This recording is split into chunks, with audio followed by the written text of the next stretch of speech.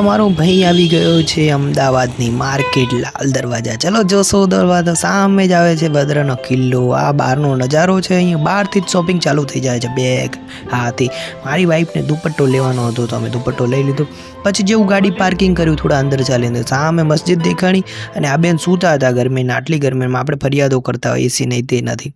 અહીંયા અમારી ટેણી માટે એક પંખો જોયો તો બહાર પણ પંખોની કિંમત કેટલી હતી 100 રૂપિયા હતી। તો પછી અમે એક પંખો લઈ લીધો નાનકડો અમારી બેબી માટે। તો જો તમે કેટલો મસ્ત છે બસમાં કામ આવે એવો છે।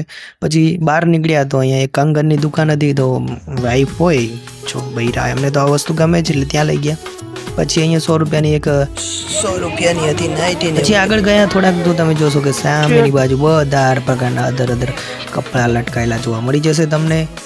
પણ અમે એક દુકાને ગયા ત્યાં મારી વાઈફને લેવું હતું એક શર્ટ લેવું હતું તો ત્યાં જોયા તો અહીંયા જોશો તમે કે આ શર્ટ અમને ફાઇનલી પસંદ પડી જાય છે પણ એમાં થોડી ડિફેક્ટ હતી તો અમે લોકોએ એને પસંદ ના કરી પણ એની જગ્યાએ થોડીક અલગ પેટર્નવાળી એક બીજી શર્ટ પસંદ કરી। એની અંદર લગભગ 280 રૂપિયા અમે ઇન્વેસ્ટ કર્યા મતલબ કે ખરીદ્યું।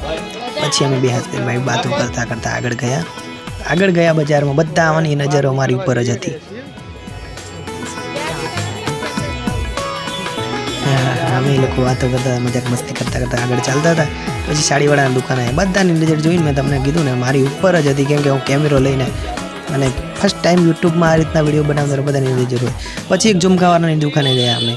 ઝુમકાવાળો બહાર દુકાનની બહાર લઈને બેઠો હતો। ભાઈનો ફોન ચાલુ જ હતો ભાઈ ધ્યાન આપતો નહોતો પણ કાંઈ નહીં ચલો આપણે તો હવે કામ કરવાનું હતું। મારી વાઈફ તો બસ એને તો બધું એટલું ફેરવવા જોવે ને કે અંદરથી ફેરવીને જોવે આમ ટાઈમ બહુ ખોટી કરી નાખે। પણ ફાઇનલી મેં એને થોડી ઉતાવળ કરવાનું કીધું એને 2 ઝુમકા પસંદ કરી લીધા અહીંયા અને પછી અમે નીકળી ગયા બહાર રોડની સાઈડમાં। તો સૌથી પહેલાં એક બેગવાળો દેખાણો 600 રૂપિયાના બેગ।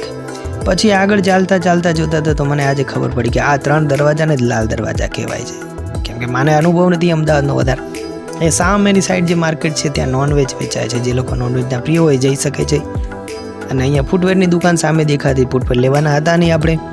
પછી આ ભાઈ માવો મહારતો હતો। હવે માવો મહારે કે શું કે અબુદાલાલ મારે આપણાને કાંઈ આઈડિયા નથી। પછી થોડા આગળ ચાલ્યા તો અહીંયા 99 રૂપિયામાં 5 બોટલો હતી। તો હવે બોટલો ઓલરેડી ઘરમાં પડી હતી પણ તમને ખબર જ છે કે બૈરાઓની આદત કેવી હોય છે કે લેવી છે બે લેવી છે।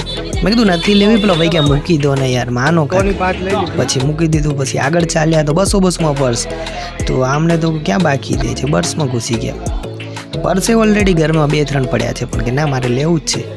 એટલા બધા પર્સો ફેંદ્યા અને એટલા બધા પર્સો ફેંદ્યા ના પૂછો વાત।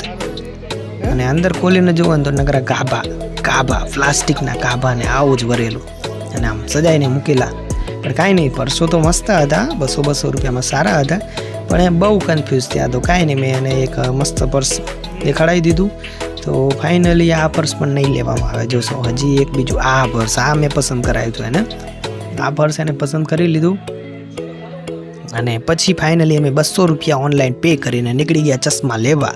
તો મારે ચશ્માની જરૂર હતી ખાસ એની માટે તો ઓલરેડી હતા તો તમારા ભાઈ એક ચશ્મા પહેરીને જોયા પણ એ અનુકૂળ ના લાગ્યા। પછી બીજા ચશ્મા ટ્રાય કર્યા તો આમાં એકદમ હીરો ચમકતો હતો જો ગરમીનો માથામાં વાળ ખરી ગયા પણ કાંઈ નહીં ચલો। પછી અમારી ટેણી માટે યાદ આવ્યું અમારી ટેણી માટે લેવાના હતા કપડાં। તો અહીંયા કાકા કહે છે કે તમારી જ દુકાન છે વિડીયો આવે ને વિડીયો બનાવતા હોય એટલે લોકો ફોર્મમાં આવી જાય। ઘણા લોકો એવા આપણી સામે જોઈ રહે પણ ઘણા લોકો એવા પણ છે કે જે આપણી સામે આમ પદ્ધતિસરની વાતો કરે છે। તો આ કાકા કે લઈ લો તમે તને જે પસંદ પડે 250 રૂપિયાના તમારી ટેણી માટે જવા કાકા તો મોજમાં હે કાંઈ નહીં ચલો 250 રૂપિયાનો આ મેં પસંદ કરી લીધું અને એને પેકિંગ કરી અને મસ્ત લઈ લેશું। આ જો વેરાયટી તો એનો ખજાનો યાર સસ્તું તમને બાર્ગેનિંગ કરતાં આવડવું જોઈએ બાકી તમને જે પણ વસ્તુ મળી જવાની છે અહીંયા સસ્તા ભાવે।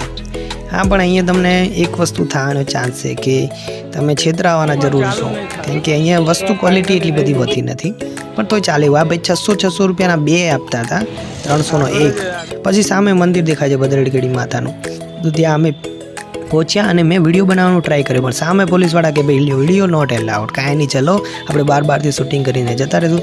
પછી અમે અહીં બહાર બેઠા એક જગ્યાએ તો ત્યાંથી મસ્ત વ્યૂઝ આવતું હતું. તો મને એમ કે ચલો થાક ખાઈ લઈએ અને સામે વ્યૂઝ. અહીંયા મારી વાઈફ તો નકરા ચેક કરતી હતી, આ ઊંચું નીચું બધું કાંઈ નહીં. સામે મસ્ત મોટી જૂની બિલ્ડિંગો છે, સામે રિક્ષાઓ પણ તમને અહીંયાથી મળી જશે. પછી એક બેન હતા, એ વેચતા હતા તસવીરો. પછી ફાઇનલી અમે ઘરે પાછું નીકળી ગયા છીએ. અને બહુ ટ્રાફિક, બહુ તડકો, પણ ઘડી એક મિનિટનું તો યાર સિગ્નલ આવતું હતું. કાંઈ નહીં, ચલો હવે આપણે ઠંડી એ જ્યુસ પી લેશું. તો અહીંયા મેં જ્યુસવાળાનું પણ શૂટિંગ લઈ લીધું. જ્યુસવાળો કહેતો એનું કામ કરતો હતો ને ત્યાં સુધી મેં શૂટિંગ લઈ લીધું. મજા આવી ગઈ. જુઓ બે મસ્ત ઠંડા જ્યુસ ભરી અને અમને આપ્યો. અને હજી તમે જોજો કે અમારું જે એક્સપ્રેશન છે જ્યુસ પીવાનું, જુઓ. હા, તો ભાઈ તમારો ભાઈનો આ વિડીયો હતો, લગામ્યો હતો, લાઈક સબસ્ક્રાઈબ કરજો, શેર